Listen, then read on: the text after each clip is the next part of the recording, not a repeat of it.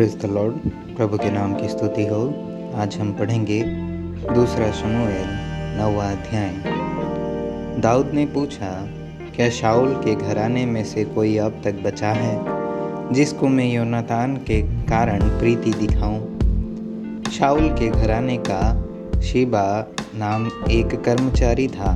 वह दाऊद के पास बुलाया गया और जब राजा ने उससे पूछा, क्या तू शीबा है?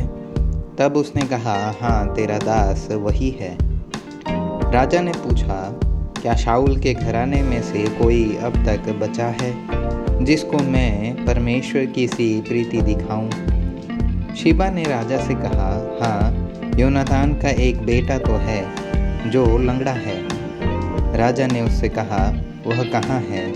शीबा ने राजा से कहा, वह तो लोदबार नगर में अम्मीएल के पुत्र माकीर के घर में रहता है। तब राजा दाऊद ने दूत भेजकर उसको लोदबार से अम्मीएल के पुत्र माकीर के घर से बुलवा लिया।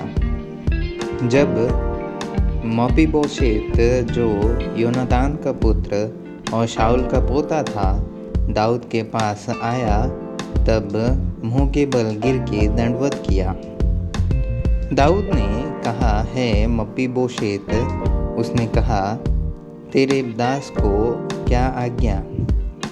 दाऊद ने उससे कहा, मत डर, तेरे पिता योनातान के कारण मैं निश्चय तुझको प्रीति दिखाऊंगा और तेरे दादा शाऊल की सारी भूमि तुझे फेर दूंगा और तू मेरी मेज पर नित्य भोजन किया कर।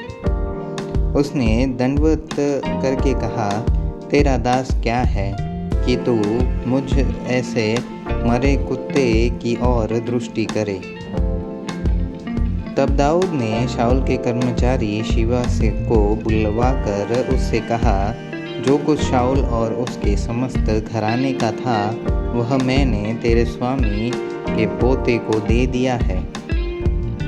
अब से तू अपने बेटों और सेवकों समेत उसकी भूमि पर खेती करके उसकी उपज ले आया करना कि तेरे स्वामी के पोते को भोजन मिला करे। परंतु तेरे स्वामी का पोता मपीबोशेत मेरी मेज पर नित्य भोजन किया करेगा। और शीबा के तो 15 पुत्र और 20 सेवक थे। शीबा ने राजा से कहा, मेरा प्रभु राजा अपने दास को जो जो आज्ञा दे उन सबों के अनुसार तेरा दास करेगा।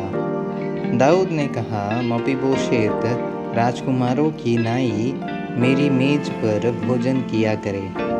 मपीबोशेत के भी मीका नाम एक छोटा बेटा था और शीबा के घर में जितने रहते थे वे सब मपीबोशेत की सेवा करते थे और मपीबोशेत यरूशलेम में रहता था क्योंकि वह राजा की मेज पर नित्य भोजन किया करता था और वह दोनों पाँवों का पंगुला था।